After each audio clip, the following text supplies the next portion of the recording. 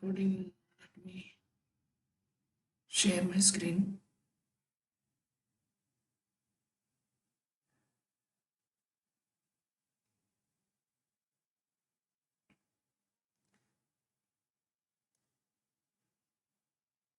Okay, is everyone able to see my screen?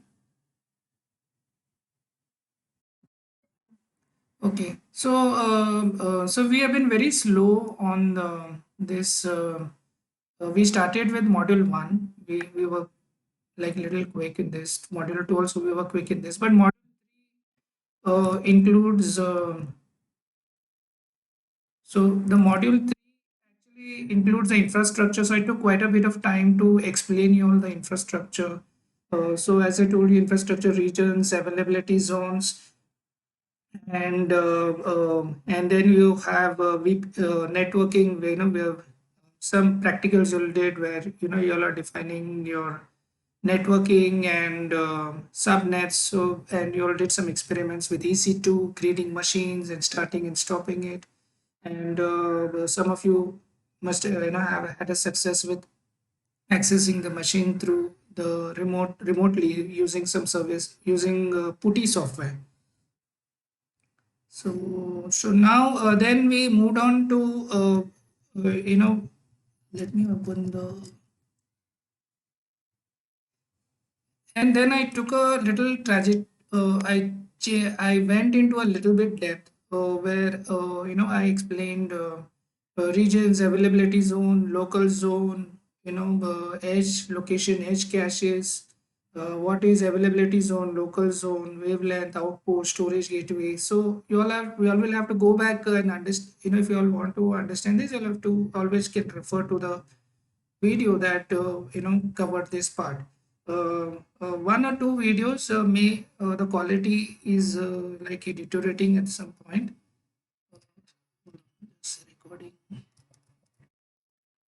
Hello, hello, hello. Yeah, it's recording.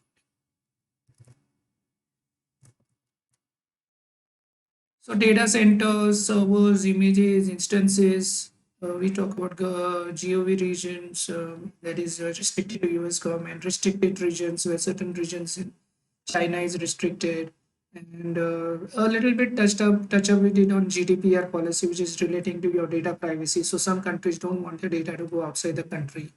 So that is what So we have to take care of that also when we are hosting any server. So if there is a GDPR policy which demand where the country is demanding that the data cannot go out, then you cannot create machines outside that region. It has to be within that region.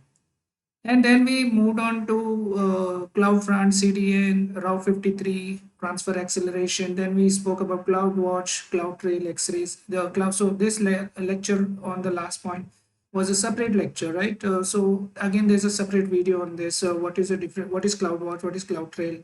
What is X-ray? What is Service Lens? So you'll have to revisit that video. Now, from the cloud, your exam perspective at this first level, ideally, uh, they may ask you about services. What is this service used for? That kind of question. So there are a lot of questions asked on services, and that is why I wanted to focus more on the services. So all these slides we have already covered, and then I'll give you some homework to try out some X-ray experiment.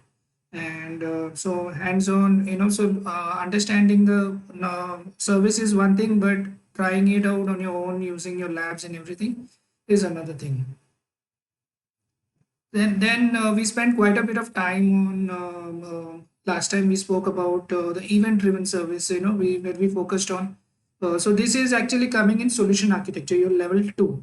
So but yet I felt they sometimes ask you a question about SNS, like what is this service used for, what is this service used for. So I kind of explained you also, but this is also like preparing you. This is an advanced level concept of event-driven architecture, which is usually you will be, there will be probably have some labs or something in the in solution architect exam.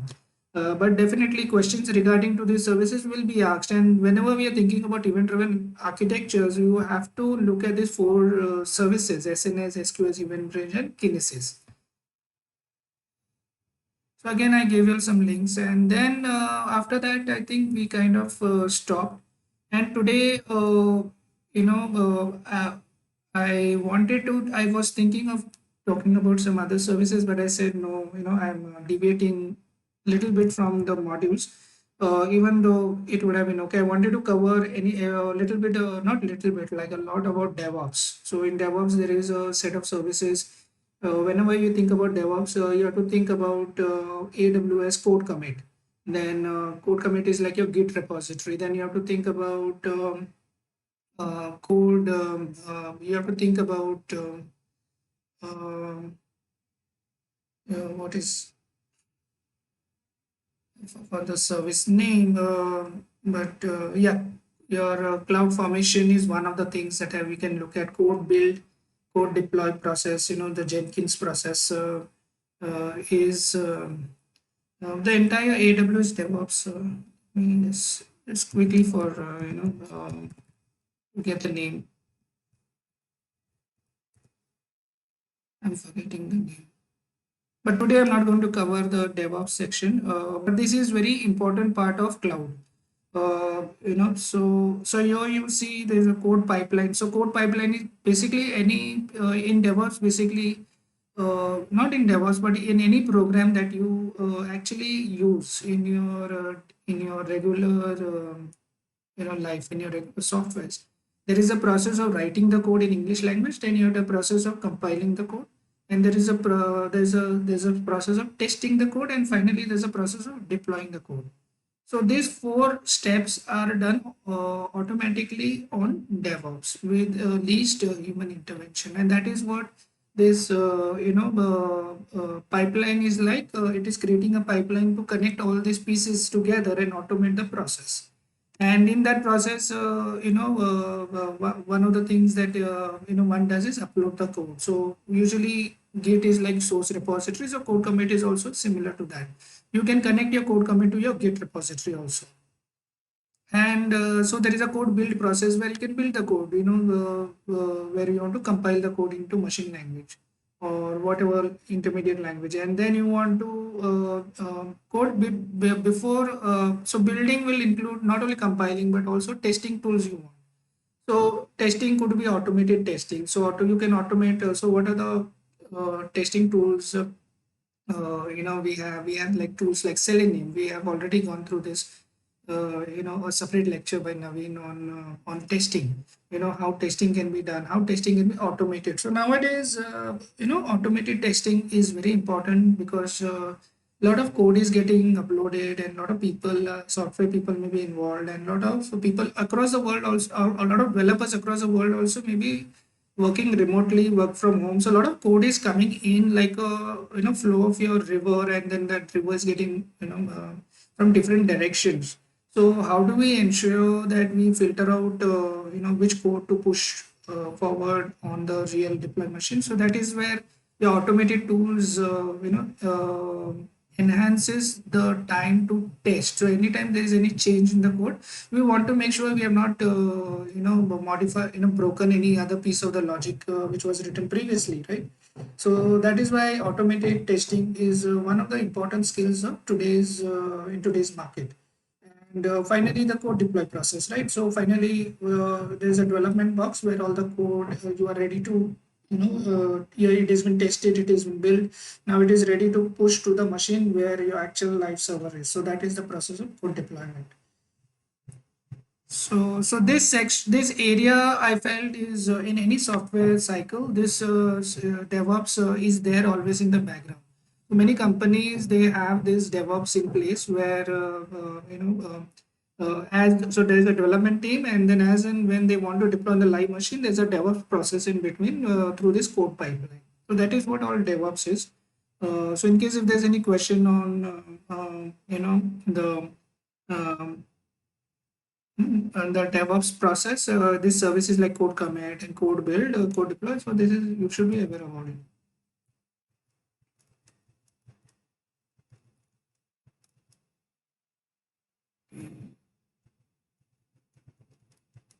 So I thought I'll do some demo pieces on that, but maybe not now. Maybe some Okay, what is the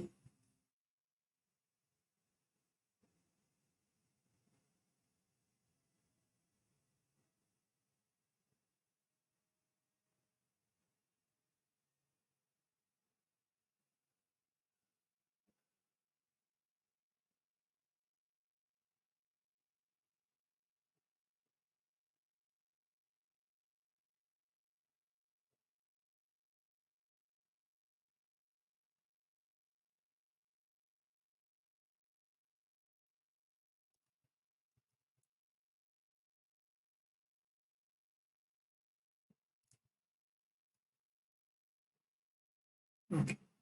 So let us go through this module 3.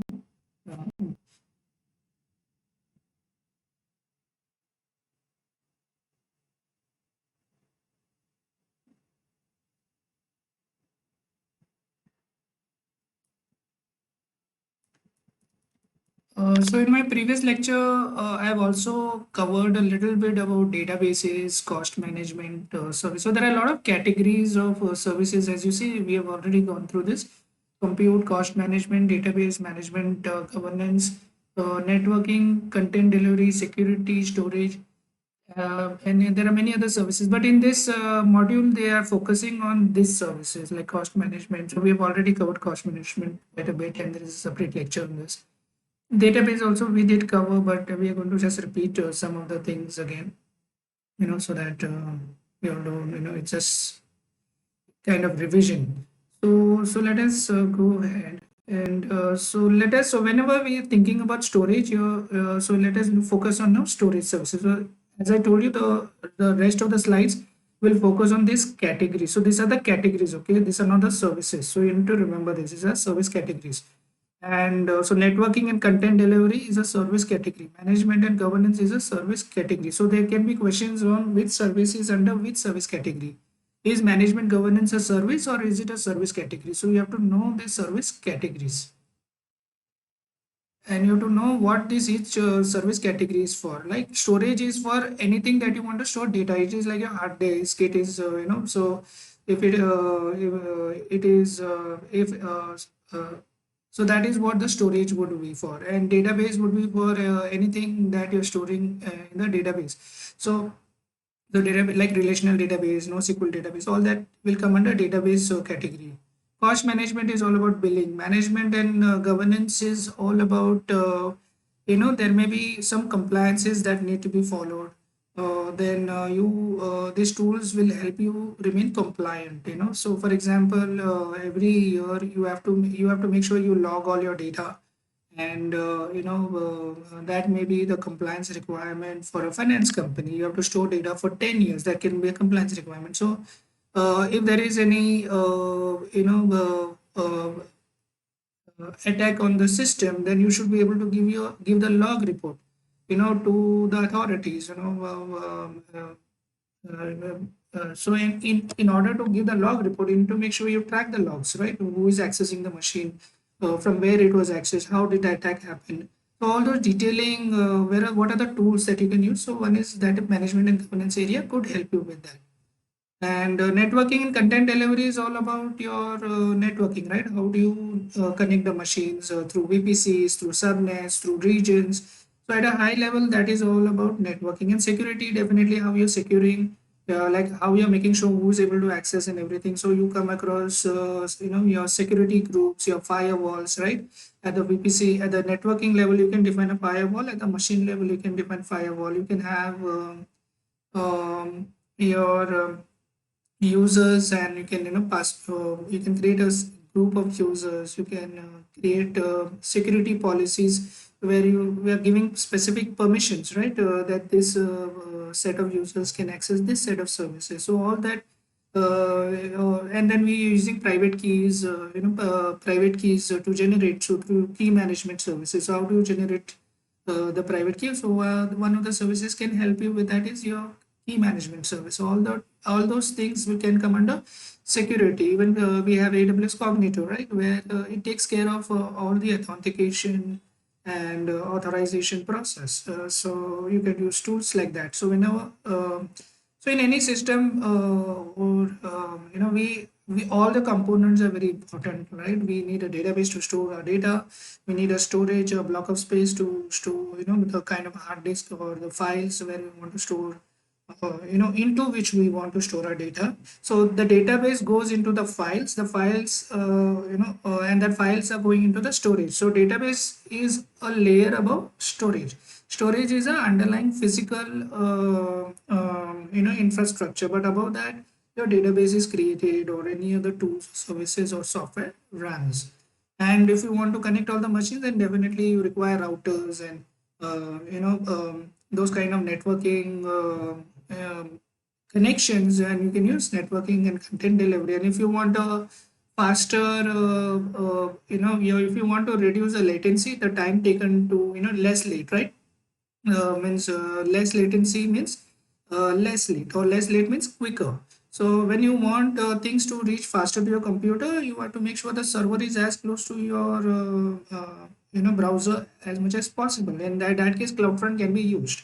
So your website may be inside America, but if you want to store, make sure you want to reach the Mumbai customer very fast, you would implement CloudFront. So CloudFront is is a connection between different regions. So it pulls the data in advance, it caches the data, pulls it and puts it on the Mumbai edge locations, and from there the customers can pull the data. So this is especially works in Netflix, right? In Netflix, when you are streaming videos, the video may be in America, but depending on which region you are connecting from, that set of customers will connect to the edge locations, which is nearer to them.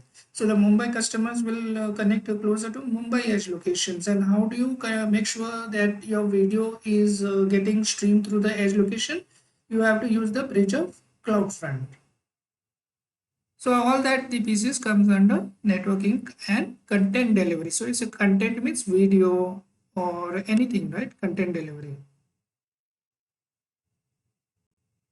So those are the categories of AWS. We have not even deep dive into the specific service category. So you're at a very high level. So there are many services, but we are focusing on some of the categories and some of the services. But the questions can be on any services in AWS. I already said that you have to go to AWS and make a Excel sheet and look into the categories and have a one-line definition. That was a homework I had given. So that kind of homework will help you to understand, okay, this is the kind of service. You may not understand at first, that is okay, but you should try to understand, because if you want, that is very it will take you to a different level in terms of knowledge, and you will be very confident talking about it. Whenever there's any problem statement, you will say, "Right, maybe I can try this service category, and maybe you can do some experiment in it." Your knowledge is going to help you in your career. Whenever somebody has a question in your company or something, wherever you work, you have to be able to tell them which service to use, and you have to also give the reason which service you should use and why you think this service should be okay. So the answers are never supposed, it doesn't has to be perfect, but you should at least have a starting point. Okay, based on your understanding, what is the service you should use? You should be able to at least say something. So that is why you have to do this homework of doing the cloud. So whatever area of domain you work in, cloud is the platform on which your service, every all your applications are working on these days. Most of the applications. So you have to, if you're getting into AWS, then definitely all the services of AWS you should know. So here we are looking at AWS storage services. So I said storage service is like your hard disk, right? So there is simple storage service, which is called S3. The S3 stands for simple storage service. And then we have elastic block storage. This is another type of storage. And this is a third type of storage, which is elastic file system EFS storage. And there is a fourth storage, which is Amazon simple storage service Glacier over here. So, so at a very high level, what you can think of S3 as your it is kind of a file storage with a URL link. Means whatever files you upload on S3, it goes into directories called buckets, and the files inside. So you can set permission who can access the bucket and who can access those files. But also the biggest advantage of S3 is those files you can download it using the HTTP link. So that is what the main advantage of S3 is. So whenever you have to pull in data from all across the world, maybe you want to, you have a small program in Facebook, or maybe you are processing some data from different there are a lot of IoT devices. So IoT devices like your sensors, right? Your sensors can be in all the cars that are running, and you're constantly pulling in the data. So S3 can be your like your first station, where okay, let me just pull the data and put into S3, and then after that, let me think of what I should do going forward with that. You can say I can take this data and produce a report. I can take this data and put it in the database. I can take this data and run it through my Lambda function program to look out for some things. So you can do anything that you want, but this is like your first stop where you want to make sure at least let me collect it and keep it in S3. So let wherever the data is coming from, that data can be uploaded into S3 bucket. It can be your first stop to for your process even to begin. So that is how you can think about S3. And if anytime you want to give access to anybody, or any program wants to connect to your program, so it's not necessary you are writing all the program, right? Somebody else also may be writing the program. So on your end, you may be taking the files and putting in the S3 storage, but somebody else you can give permission to that person or that company, and or that partner, or that whoever that business counterpart is, uh, to pull the S3 files and do whatever they want to do on their end. So this also could work. So your EBS is it's a block storage, okay? So this is like everything, all the files. It is not a file storage. Everything is called an object in S3. So you have to remember this. So if it is file storage, then you have to go for Elastic File System. Whenever we talk about file storage, it is like your normal Windows Explorer, where you have directories, where you have files inside that. And let's say you want to, you have this a set of 10 people or set of 100 people in your company. They are having their own machines, but you want to share a common file system where they can create directories, where they can create their files, and you want to have a control over that file system. Usually on your machine, whatever we see, like you have this control over this directories, right? The one which you're seeing, which I'm popping up, this is D colon, this is a file system, and all the directories have been created. But who is creating all these directories and files? It is me. But let's say you want to create a shared directory, where everybody can come in and create their own files and everything. So, and you at the same time you want to control it also. So that is the time where you could use Elastic File System. So let me, whatever I'm talking about, let me show a little diagram.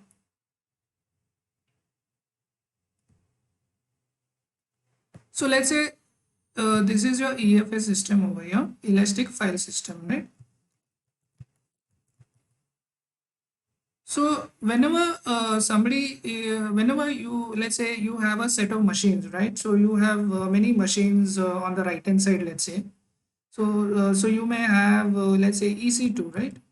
Machine, or you may also have, even you can have probably, I've not thought about this, but for me, even your on premises, right? On premises is like the offices, the computers in your private companies, where it is not connected to AWS or something. So let us say you have this, some computers on the cloud and some computers on premises. So how will all these computers, now one, definitely each of these computers, ideally if it's a desktop, so desktop, definitely like the one which I showed you just now, it had its own directory, right? So there can be some D colon, James over here, right, on my desktop. But in EC2, the storage is always separate. They in my on my desktop, the hard disk, my processor, my memory, everything is in my on one computer. But on EC2, if you want to have something like a hard storage, then definitely you have to go with what? You have to go with Elastic Block Storage, right? That is your storage on which it is works like your hard disk. So you all to so EBS works like a hard disk with EC2 machines over here. Here in on my on-premises desktop, like my laptop, I will already hard disk is already part is part of the computer.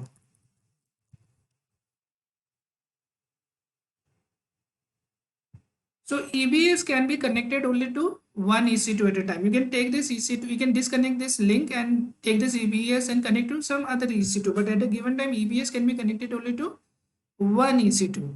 And if it is a desktop computer, that hard disk is permanently linked to your desktop. It physically, you will have to do a lot of work to remove the hard disk and put it in some other computer if you want to do this. But the same thing if you want to do it in cloud, with a simple piece of configuration where you can say EC2, you can go ahead and stop the machine. Then you can say you want to delete this machine, and the storage won't be deleted in that case. So you have to you can keep the storage intact while still deleting the machine, or you can take a backup of this EBS and create a snapshot. So snapshot is like your backup of so this snapshot is like your backups, right? So so let's say you want to create a same machine with the same operating system, with the same whatever is installed on this hard disk. We can say you want to create a same image, so you can create an image of this machine, AMI image we say. And that EMI image can be your uh, AMI stands for Amazon Machine Image, right? So whatever is on this computer, you create a copy of that. That is what we call it as Amazon Machine Image. So that images can be stored as EBS snapshots. So once you have this AMI image, then you can take this image and create a EC2 out of it. So whenever we are creating EC2, then definitely we have to tell which image you want to use to create your computer. So you can say I want a Windows. By default, definitely AWS gives you a certain set of images, right? Whenever you create an EC2, it will tell you, do you want a Linux box? Do you want a Windows box? Those are basically AMI images, right? And then also it will ask you what is the storage size you want to go ahead with, what is the type of computer you want to go with. So the type of computer can be your M2 dot large, or we have different types of computers, right? So which will some computers will have more CPU, some computers will have more memory, some computers will be designed for a better throughput. Throughput is like how many input output. So what in throughput would be this line that is connecting between EC2 and EBS, right? So this line, if you want it to be very fast, and you will focus on input output operations per second, right? So that is a factor you will look out for. So there are different types of computers based on different needs. Maybe you want to create a mining machine for cryptocurrency, then you have to look out for a machine that can do parallel processing. So parallel processing, then you have to use GPUs, right? Your graphical processing units. So CPU won't be enough. So depending on the type of machine, you can choose your machines, and whatever machine you choose, definitely it has to be connected to your EBS. But EFS is like whenever we're talking about your directories and files and everything, you're talking about a file system. And that file system, the biggest advantage of file system is you can share it with any number of machines, which EBS cannot do, right? EBS is just like a storage. It is doesn't has any directories. It is does not has any structure for you to understand. It is like raw data just lying there. And what if I give you a piece of hard disk? What will you do with it? You will not be able to understand unless it can be presented in some format. So your EFS is like your that system is ready for you to go with it. Behind the scene, definitely EFS is definitely installed on a set of storage. Anything services that we're talking about, it is built upon a service, but it is not, it is hidden from you. Here you just get a link to your file system, and you can associate your file system with any number of machines. Right, so here I have, let's say Kunal has his company in Chhattisgarh, and his 10 employees are there. They can be connected to this EFS. And let's say Priscilla has another company, and she has chosen not to create buy machines, but she has chosen to create machines on the cloud, and all her employees can access the virtual desktop remotely from the cloud, just to save the cost. And her set of machines also can be connected to the same EFS system. So in which case all you could have directory structures where let's say all the people coming under Priscilla will be, the folders can be created under D colon Priscilla, or or whatever Kunal does, all the four files can be under Kunal, so under Kunal employee number one, that folder will be created for whatever they want to store. It can be here. So what is the biggest advantage that you see, that what you're seeing here is there is a central control, right, over managing an organization which is spread across different regions, so they, and it is done very easily through cloud by simply going and configuring it. That is the main advantage of cloud, right? You, all these complex things that ideally would be difficult for any engineer to do in the olden days, through cloud you simply open up the service and you learn how to configure the service and you're good to go. So this is like a block storage, like, yeah. So block storage is like, if there is a hard disk of 1 TB, that 1 TB of data may be divided into blocks, and then you have to tell how many how many blocks on that storage you want, and that is why it is called block storage. And now on that block, whatever you store, it doesn't matter whether you're storing a S3 file, whether you're storing a database, whether the EFS is running using this on that storage, it doesn't matter.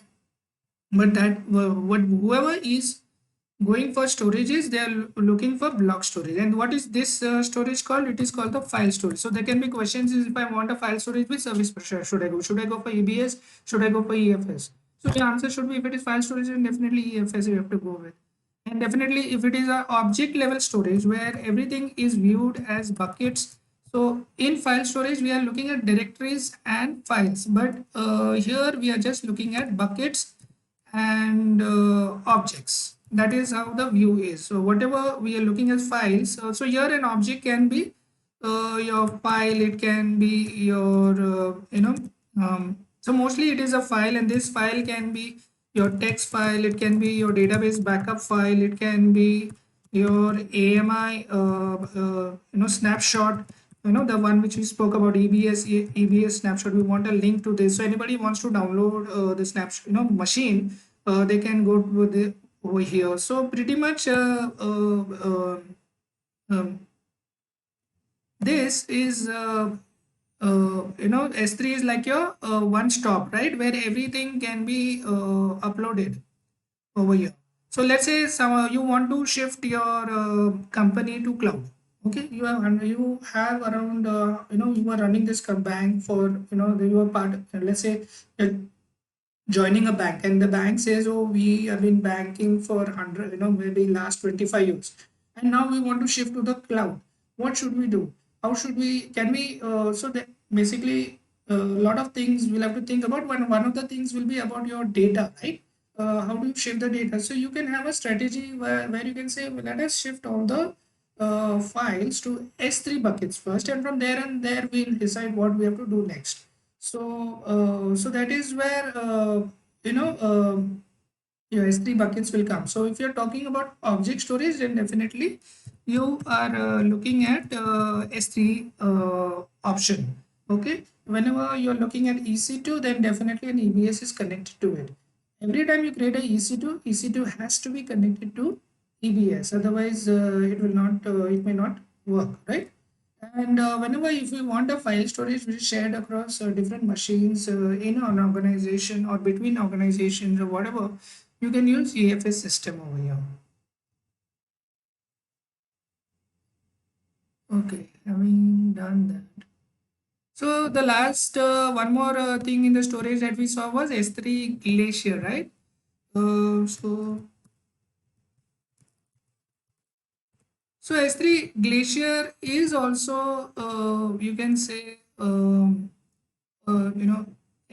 but it is like your, you can say, like we have a fridge, So in a fridge, when we get some things, we want to make sure it doesn't get spoiled, but we don't want to use it. But we want to make sure it is there whenever we require, right? Especially in case of non-veg eaters.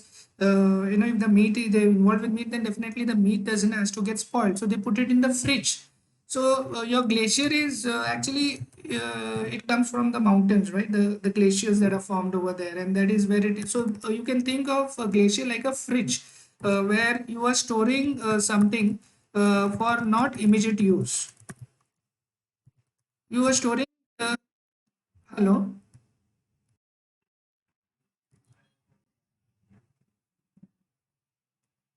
Yeah, so what may happen is, let's say this banking is done for 25 years. Okay.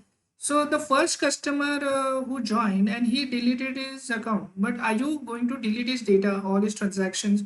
That customer is no longer there. So what do you do in that case? As and then also you have to consider whether what is the rules of the financial rules given by the RBI. RBI will say any data that you have, once you do not use it, you have to store it for 10 years. Maybe that condition is given by uh, uh, you know uh, needs to be applied, let's say. But you don't need this data for immediately, because you cannot the 25 years of banking data would mean, like, let's say maybe it is like 5 terabyte, 10 terabyte. Why you want to store all that in a, you don't want to run a query on any set of data which is like 100 terabytes and everything, unless it is required, right? If whatever data you don't require, you have a plan to shift.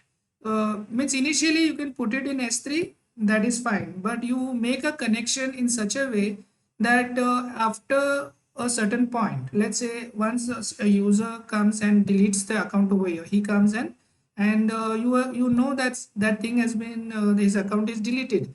Once your account is deleted, you have a program which will which is running every day, but it is looking for old accounts. Maybe after let's say 6 months, this program will pick up all the accounts which has been 6 months old, and what it will do, it will shift it to S3 Glacier. So S3 Glacier is like your fridge. We cannot we do not know when we require that data, but whenever we require, we will pull it back and put it back into the S3. And when our applications, we never deal with S3 Glacier, we deal with all the apps will work with S3. So whatever data you put on S3, that is what the apps will be talking about, or will be querying, or will be even reporting. So that is what glacier is for. You put it something in the fridge, it becomes an ice, and it remains intact. And but you cannot expect the same speed. You cannot same speed of S3 glacier. The technology, it is like you are uh, it is like using different type of storage devices, right? So in the storage devices, we had CD-ROM, we have USB, we have hard disk, you have all types of storages, and you have even magnetic tapes. So each type of storage, the speed and the efficiency of each type of storage is different depending on your need, right? So if you have a long-term data, maybe you can go with the cheapest storage, which is like your magnetic tapes. You can say magnetic tapes. Magnetic tapes are like you're like like your film tape. No, whenever some film is running, you see this kind of I don't know how to call this.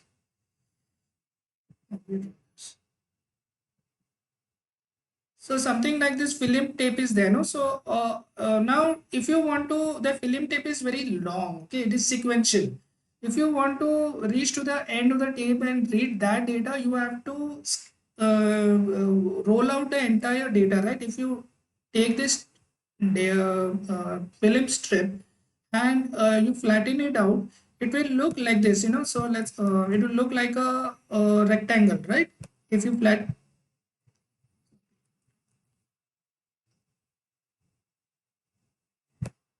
it will look like a rectangle. So let's say there is some film, and that film is there. Some film, I don't know which film now. To which film you all will know. Um, so let's say Salman Khan film is on the magnetic tape, like a film projector, which is called Anthim. Okay, that is a new film that is coming through, and his film, if you, it is like sequential, right? The first scene will be here. That is how magnetic tapes. So I'm just going in the basics now about magnetic tape. So your first, first scene will be here, right? On the beginning of the tape, and the if you want to, go to scene number 50, then it will be. If you go to scene number 15, it will be somewhere over here. And if you go to see the last scene, it will be at the end of the tape, right? Uh,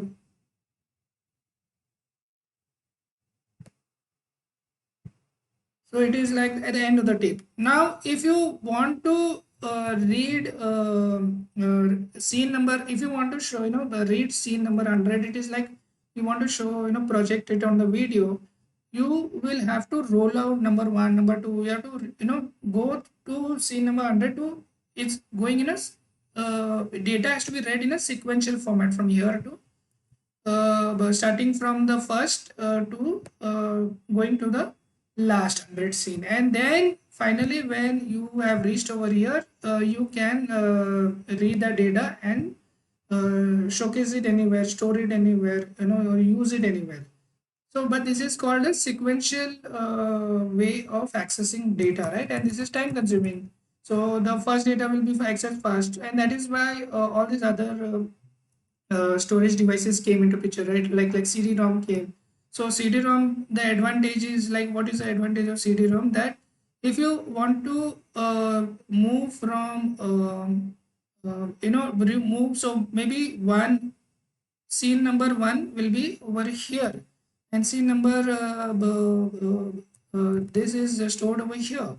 So you can, depending on where it is, the address. Basically, you have to store the address. So there will be some table which is calling address, and let's say track number, right? So track number is like your just like your blocks are over here. The in the sequential access here, everything in the CD-ROM, it is like tracks, right? So tracks are like, it will look like this.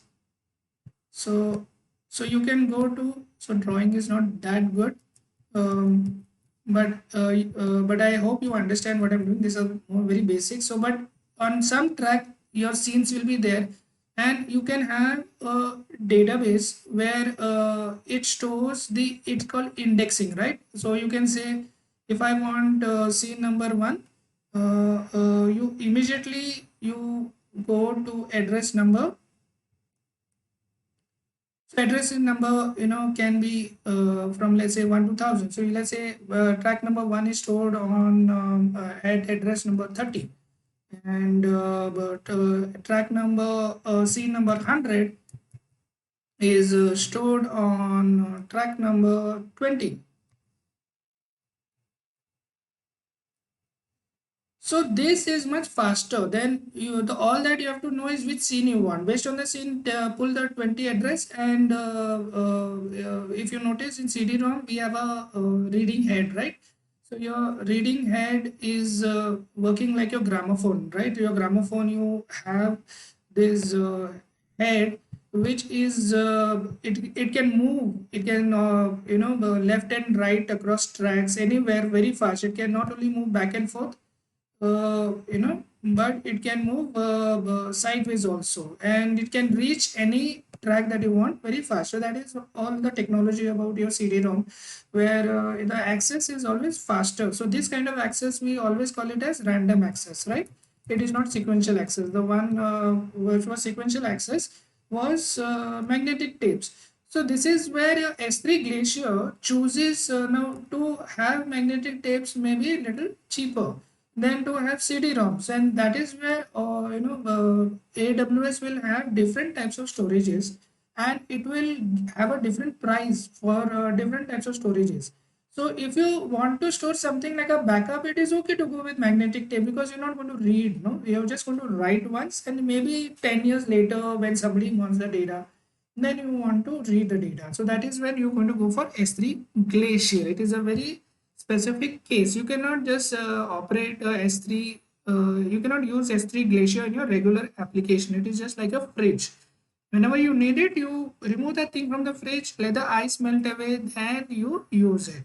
Okay, but definitely in S3 Glacier also there will be different types of glacier technologies that it will use. As I told you, magnetic tapes could be one of them. But there may be some other technologies also they could use, and depending on which technology you use, the time will be different to restore. So S3 one process is a backup. You can use it through backup, uh, but also it can be used. That same backup can be used to restore. So these are the opposite opposite words. Backup is one way, restore is the reverse way. So whenever you want to restore, so the question is what type of S3 Glacier technology you want to go with. So you could say I want to whenever I want to restore, if it is a 10-year-old data, then I want to restore. Let's say if it is 1-year-old data, then I want to restore in 15 minutes. If it is 5 years old data, then I want to restore in 1 hour. If it is 10-year-old data, I want to restore at least in 24 hours. So depending on your the time that you need to restore, because you do not know when you will need the data, so you have to have a data plan of your backup, storage and restore, right? So but depending on the time that you want to quickly be available, right? So quickly the data should be pulled and you should be able to put back in the S3, and then it will be ready to use in your regular application. So that is the time, based on this timeline you are going to choose the appropriate S3 Glacier category. Okay, in S3 Glacier also there will be a divisions which you will see.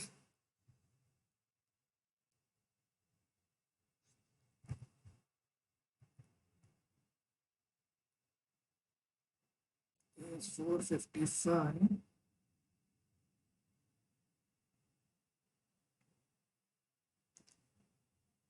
Okay, can each one, I'll ask each one of you to read through this, and if there's any points to be added, then I will add. So, okay, so Pranav, can you start with this simple storage service? Can you read it? Whatever is there on the screen.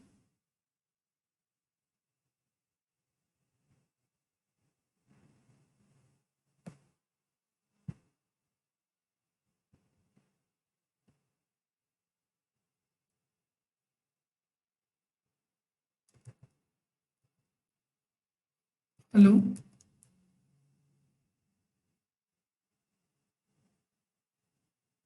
Pranav? Yeah, Pranav, can you read Amazon simple storage service paragraph?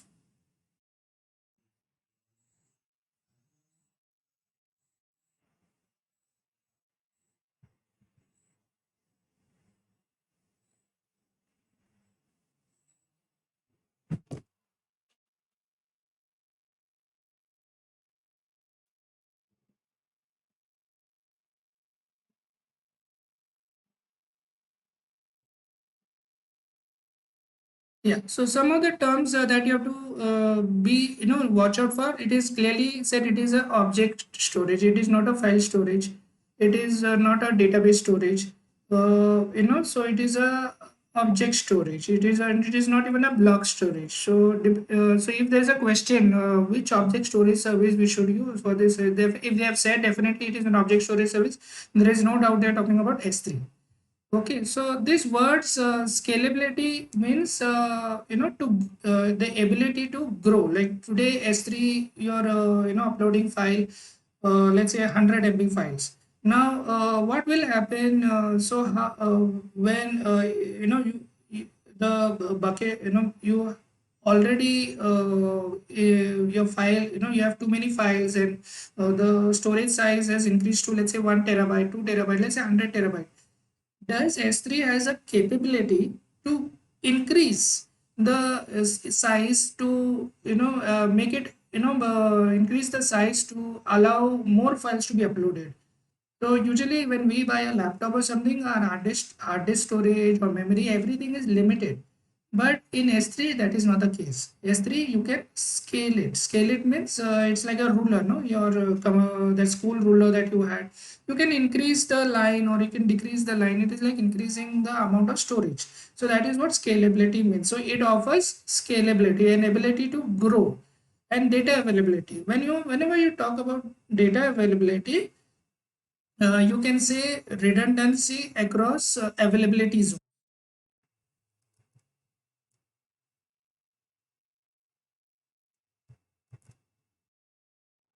So whenever we are talking about availability, it would mean your uh,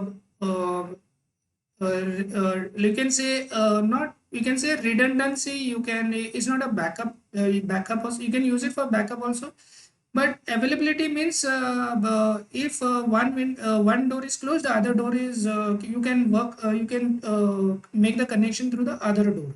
So if you have two availability zone where one computer is running which where there is a bucket, okay.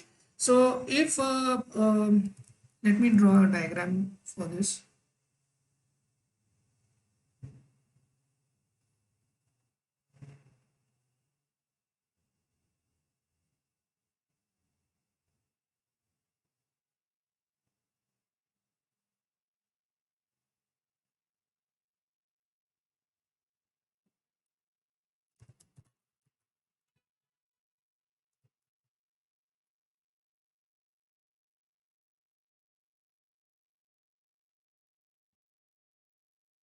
So availability, so what we are talking about is data availability. So whenever we are talking about availability, you have to think like availability zones. Okay, availability zone is part of regions, right? Your global infrastructure. So you could have one machine, S3 bucket in one availability zone, right? So you have Asia Pacific South, South, which is Mumbai, I think, 1A, right? This is one availability zone. And then you have Asia Pacific South, 1B. Okay, so these are the two availability zone, which is where this availability zone is in which region? It is in Mumbai region. Okay. So when we say S3 is available, what we are trying to say is highly available, which means there is going to be a redundant copy, means a duplicate copy. So if you have some bucket created over your bucket A, and you have created a object file, so you can see this is an object one, which can be some file over here, right? And then can be object two, which can be some database over here, and there can be object 3 which can be your Amazon machine image file over here, right? You can have different types of objects over here. So what we are trying to say is if it is available, not only these files will be here, but this entire file will always be available in some other place also. So definitely now you're clearly seeing an advantage, right? What this could be used for, right? This could, if uh, you know what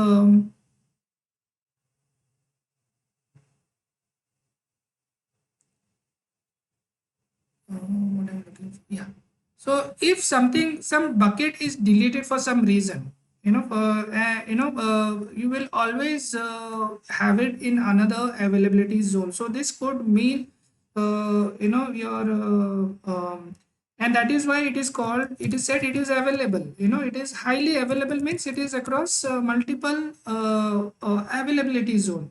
One availability zone is containing one or two building of data centers, right? That is where your files are. But let's say somebody bombarded that building. Let's say, so you can always have a backup of that bucket in some other availability zone, and that is why it is called highly available. So that is what, and scalable would mean what? Scalable would mean in this case that it can grow vertically. It means you can have now object 1 and object 2 and object 3, let's say this is taking 1 terabyte for some reason, and you want to make sure that object 4 you can storage space is there. So can S3 scale, vertically? So the answer is yes, it can scale vertically also. Plus, so it is like scalable as well as it is highly available. So these terms, whenever you come across for any service, you have to remember, if somebody says there is I have this service is scalable, you have to know that it can increase or decrease in size. Whenever somebody says the service is highly available, which means it can have a redundant copy across multiple availability zones. The other advantage of having multiple availability zone is also you can use it to to distribute a load, right? So something like yeah, I'm not like your EC2 can I'm not tried this, but logically you should be able to point to 1A and 1B. So if 1A is available by default, 1A the files will be picked up from 1A. If the files are not available from 1A, it will pick up the files from 1B. So what we have to know, this highly available zones, they are these buildings are separated from a distance. I think it is like how many kilometers. So what is the distance between two availability zones?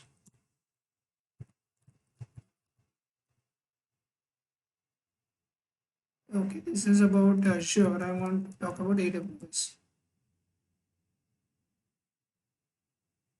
We've already done this, but I kind of forgetting. So I think it is lot of kilometers. At least 10-kilometer difference is there.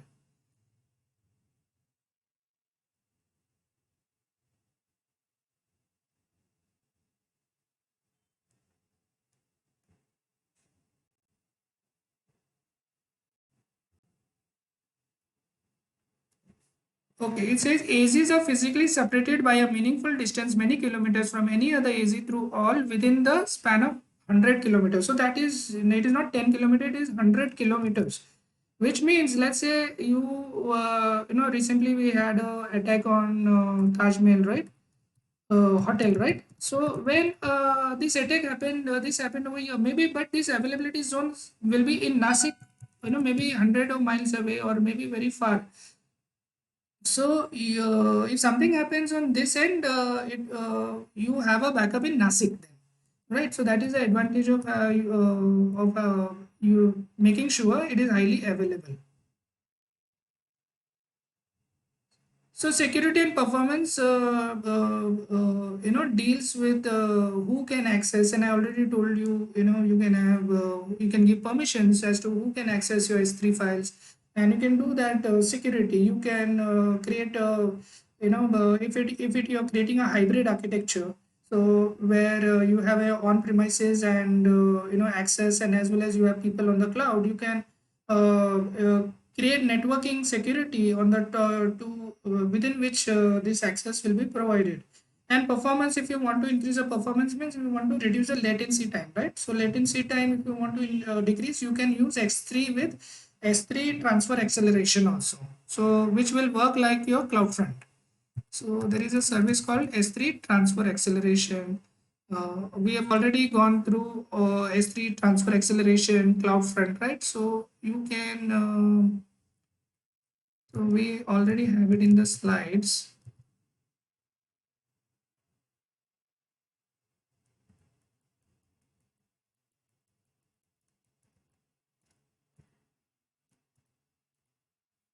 So here you see, this is a global accelerator. Okay, S3, yeah, so S3 transfer acceleration can be used to speed up the time taken to access any file. So this could mean your Netflix video also, right? All your Netflix video may be uploaded on S3, and S3 transfer acceleration services could be used to speed up the network.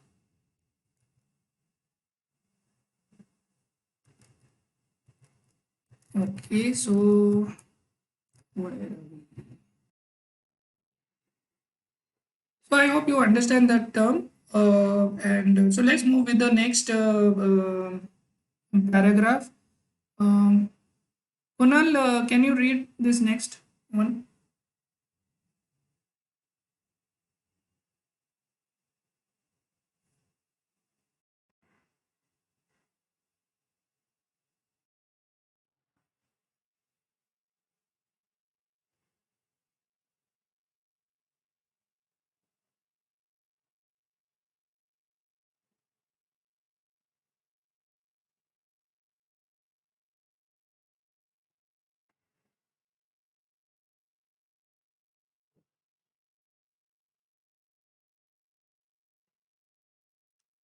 Okay. Yeah. Thank you, Kunal. So I already went through.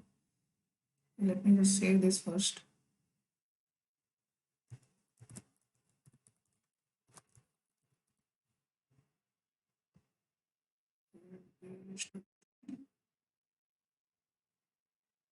So when I say throughput, then we are talking about what? We are talking about this line over here. So okay, let me give a different color.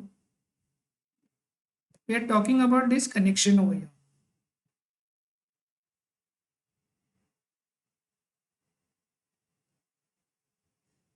So EC2 has to read from the EBS very fast. Your database may be stored on EBS, right? So you will have a very huge database. Let's say you want to pull 100 MB of data in 1 second. So you want to make sure this line is very fast. It has the capacity to manage 100 MB per second, and that is the time you want to store. Select even a type of EBS. In EBS also there will be different type. EBS which is throughput optimized. So whenever we say throughput optimized, which means we are focusing on this line and we are focusing on this connection between EC2 and EBS line because we want to make sure we can read and write lot of data in 1 second. Okay, so that is the time, and that is what it says over here. No, it is a high performance block storage. High performance means it is operating very fast, and it is for both throughput and transaction intensive workloads. Which means, let's say, 10,000 people are accessing a website which is running on EC2, and that data has to be stored and read and from the EBS storage. Then EBS can help you with that. So it says, no, so you can store relational databases, you can have enterprise applications on it, you can have containerized applications. So containerized application would mean Dockers and your AMIs or your Kubernetes, everything. These are very big files. Containers, it is not like your 1 MB or something. No, it is like any container. It is like a virtual machine, and one virtual machine can be a size of 500 MB, or maybe it is 700 MB, and you will use many containers, means many machines. So these files, if you want to read and write very quickly, so EBS is can be used for that also. So the time taken to read an object from S3 will always be slower compared to the time taken to read and write from the EBS. It is like saying the time taken to visit a website and read a file on the website will be always slower than the time taken to read a file from my hard disk, right? Because the hard disk is directly attached to your machine, so it definitely it is hardwired, and it is you have a direct connection over there. It don't take much time, so definitely your hard, if you want to read anything from your local machine, something like EBS example I said, it is like a hard disk, right? It will always be fast. Okay, so that is about elastic block storage. So remember this word, if the moment this word comes block storage, you should not look out anywhere else. It is, you're definitely talking about elastic block storage. And whenever you hear the word elastic, it means it can be shifted, or it can be shifted in the sense I can take this EBS copy, and so whatever this EBS copy is, I can let me again which means I can take this EBS copy and disconnect it, and I can create another EC2 or another machine, you can say, and connect that machine to this EBS.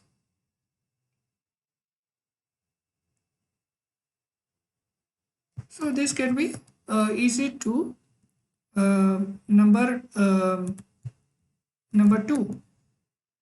So once you have made a connection between this EC2 and this EBS, you can go ahead and delete this machine if you want, the number 1 machine.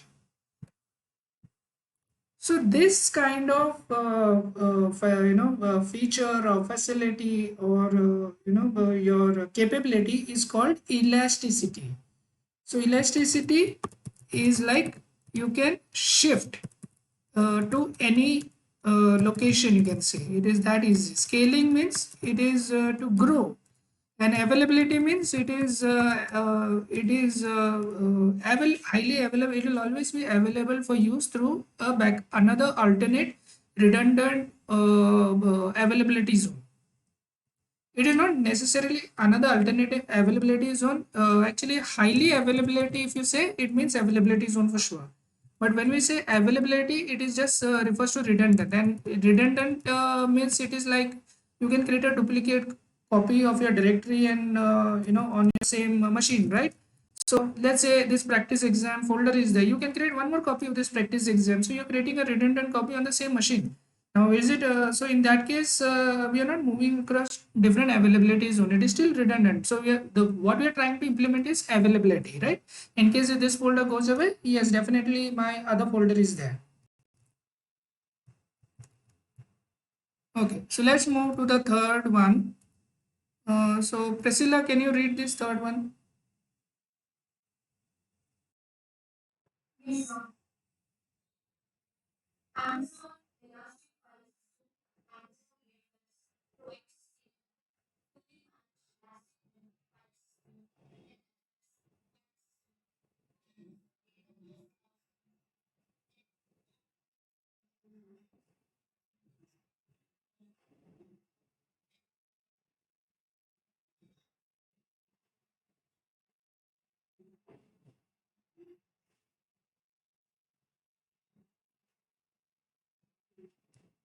Okay. Thank you, Priscilla. So here in the diagram, you see EFS is on the left hand side. And what is the one big advantage of EFS? It can grow to petabyte. Now, petabyte is a very big size, right? We are not even talking about megabyte, terabyte. Already we are dealing with terabytes. So like most of the machines that let's say we want to buy, we are thinking about at least gigabyte, at least 500 gigabyte or terabytes. And but here we are talking about petabytes. So so EFS can be small as much as you want, and it can scale to petabytes. So you can run an entire organization on your EFS. That is the capacity. If you want to configure the same thing without cloud, this is going to be a very difficult exercise. It is going to be expensive. A lot of engineers will be used. But here with a simple configuration, one time you configure your EFS and you mention what is the amount of storage size you want, and in case in future if you want to increase the storage, it has a capacity to reconfigure the new size, right? And so all your files and directories can be shared using this EFS across all machines, which are running either on the cloud or on premises. And that is what this on premises, the top one, top was there was an EC2 over here, which was showing you kind of indicating that the machine is running on the cloud, and the other machine was running on premises. But what, let's say you have some machine which is running on a very different cloud, which is running on Azure. Can a machine running on Azure connect to EFS system on AWS? Can you make that connection? Can anybody think and tell me the answer? Tuba, can you tell me if I have a machine on Azure, can it connect to a AWS EFS system? Yes or no, or why and how?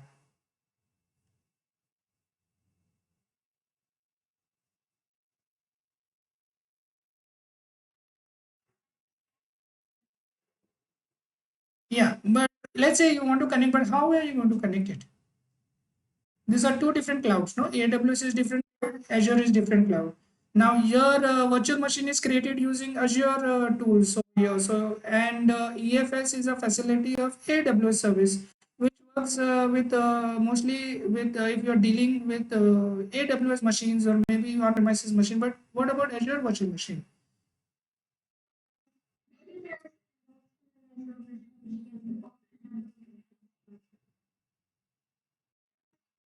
Yes. So the answer is right. It can connect using networking.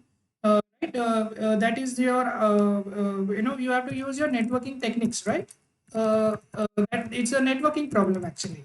In case if you want to connect one machine to another machine, ultimately EFS can be, and how can you solve networking problem whenever you want to connect two machines, which is you have to first look at what where these two machines are, whether it is within the premises, whether it is within the same network domain. Yeah, if it is across network domains, then all that you have to define is your endpoints, right? Your endpoint over here for the EFS, and your endpoint over here for the Azure machine. So you have to figure out a way,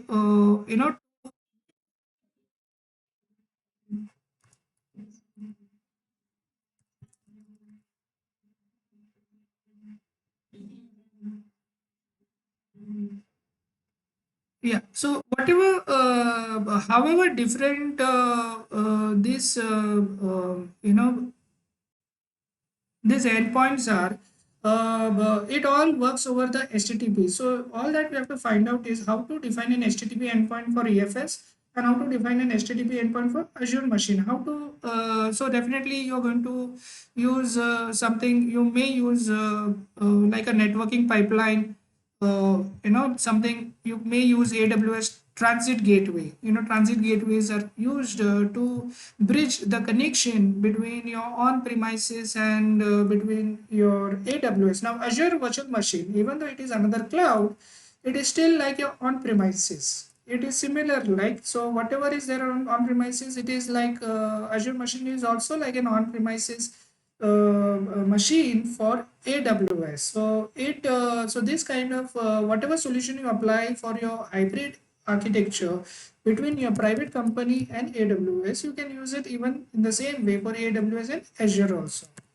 You have to just use your networking techniques, like AWS Transit Gateway, which I mentioned, or maybe VPN. So these are the different ways you can connect two different machines across two different domains in two different locations, operated by two different people or companies. So that is what. So EFS, gives you that central control to define directories and files across your entire network. Okay, so let's move to the last one. I think it is the last storage, right? There's no other storage after this. The last storage is okay. So Nikita, can you read this last one?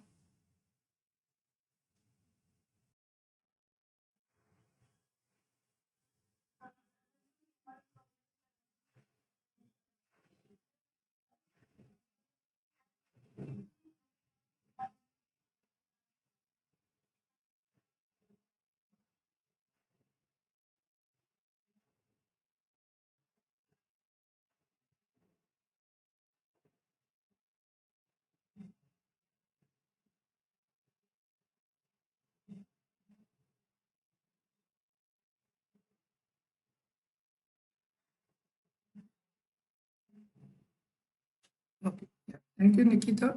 So some of the terms that immediately, first of all, this will come, right? A low cost. It is, if you, because you're archiving it, you're not going to access it all the time. It is like putting something in the fridge and it will become ice. You don't remove things from the fridge every day, right? So it is like your glacier storage. And the other word that we're looking is for data archiving, Data archiving is is like you can say backup, so long term backups and data archiving.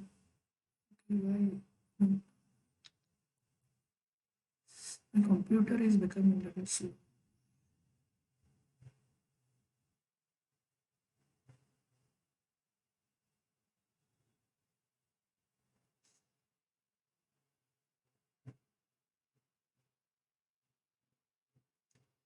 Yeah, so it is low cost and it is for data archiving and long-term backup. So if you have your regular application and regular bank, let's say transactional data. When you say transactional data, it is like real time, right? I'm creating an account and withdrawing from the account. It is like real time transactions that are happening. You cannot use Glacier for that.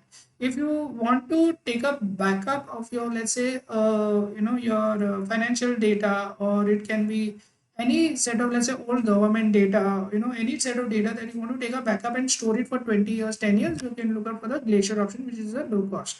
It is secure, which means the moment secure word comes in, you have to few words definitely should come to your mind. Is one is the access, who you can define who can access it.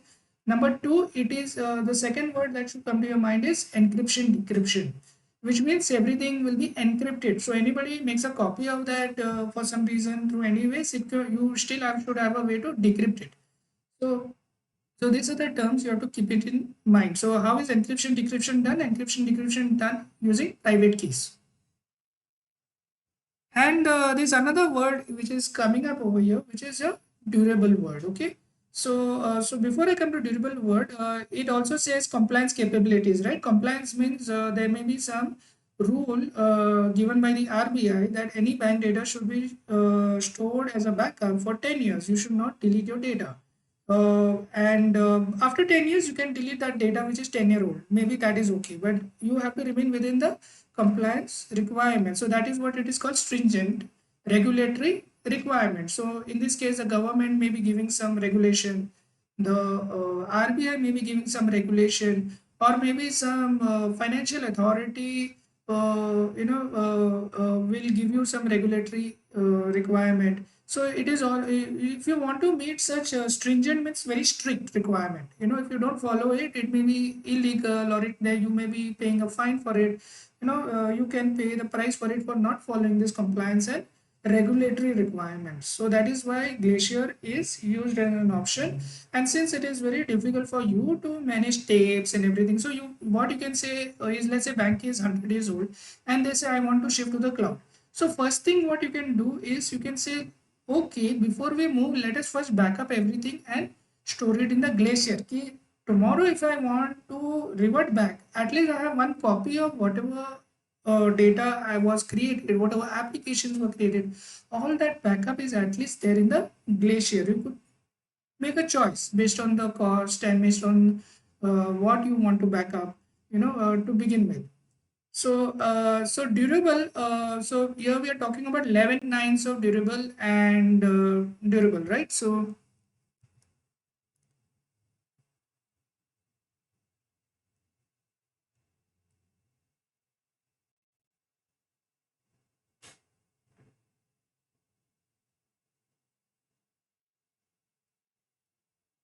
we spoke about already some terms like elastic, scalable, available. Another word is called durable. Durable means the capacity to not lose the data.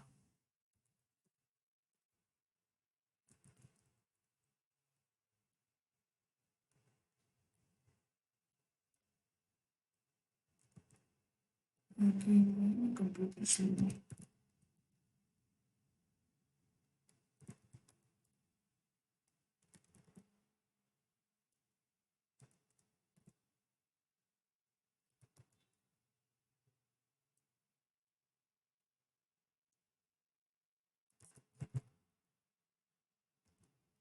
And when you say 11 nines, 4 nines, 5 nines, what does it mean? So it means the percentage. So percentage which is 99% and above. So 99 is two nines. After this, you put a decimal over here. 99.9 is 39. 99.99 is 49. 99.999 is 59. 99 point in the same way now, when you say 11 nines, you're saying 99.3, 4, 5, 6, 7, 8, 9, 10, 11, which means the capacity to not lose data is this much. So what is the chance of losing the data? The chance of losing the data would be 0.1, 2, 3, 4, 5, 6, 7, 8, 9, um, uh, 9 and 10, right? So it will be 1. So the chance of losing the data is this. So now how can S3 be so durable?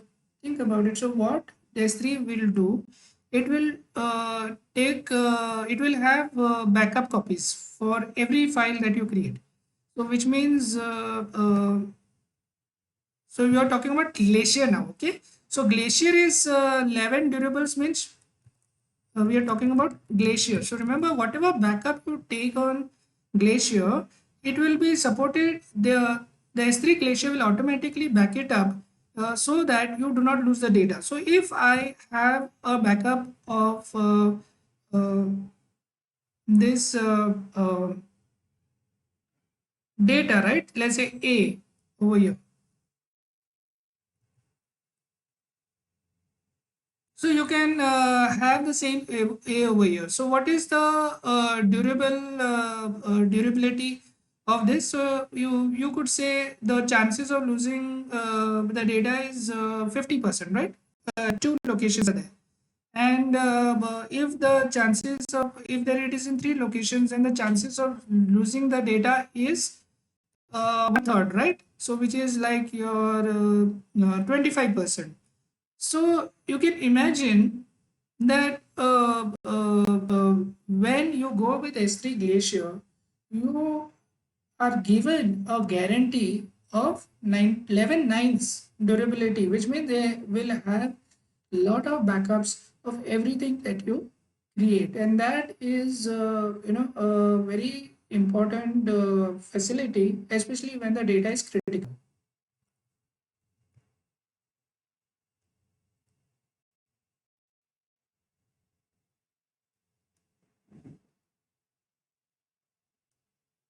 So with that, today, so we'll be wrapping up at this stage, and so today we focus mostly on storages. So next time we will look at the next section, which is compute services, and so today, let